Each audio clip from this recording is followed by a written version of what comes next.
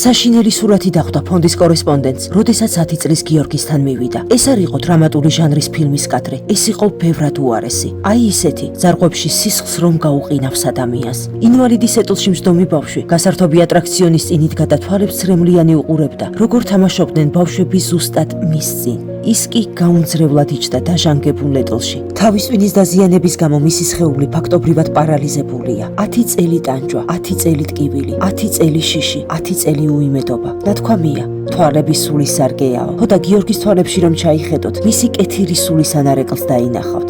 გიორგი საბრალო დედა ჯერ სულ რაღაც 29 წლისაა. წარმოიდგინეთ, რა მხელად კივილს გადიოდა ახალგაზრდა დედა, როდესაც ხედავდა, რომ სხვა დედები ლამაზი ეტლით ასეირნებდნენ თავიანთ შვილებს, თვითონ კი ინვალიდის ეტლით. წამით მაინც წარმოიდგინეთ ეს სცენა, რას გრძნობს ამ დროს დედის გული.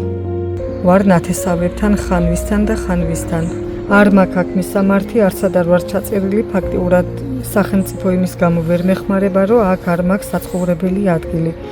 არც წამლებს მიფინანსებს სახელმწიფო, ვერც არაფერს. კეთილო ადამიანებო, გთხოვთ, რომ დამეხმაროთ გიორგიმ ფეხზე რომ გაიაროს და თამაში შეძლოს. ბავშვის მდგომარეობა დღითით ღირთულდება. ყოველი მომდევნო დღე სულ უფრო მეტად აგარგვინებს საბრალო გიორგის ფეხზე გავლის. დაგვიანებული მკურნალობა, დაგვიანებული ოპერაცია უშედეგოა. მოგმართავთ ყველას, ყველა რეგიონში მცხოვრებ ადამიანებს. გავერთიანდეთ სიკეთისთვის, გავერთიანდეთ სიყვარულისთვის, გავერთიანდეთ ბავშვის გადასარჩენად.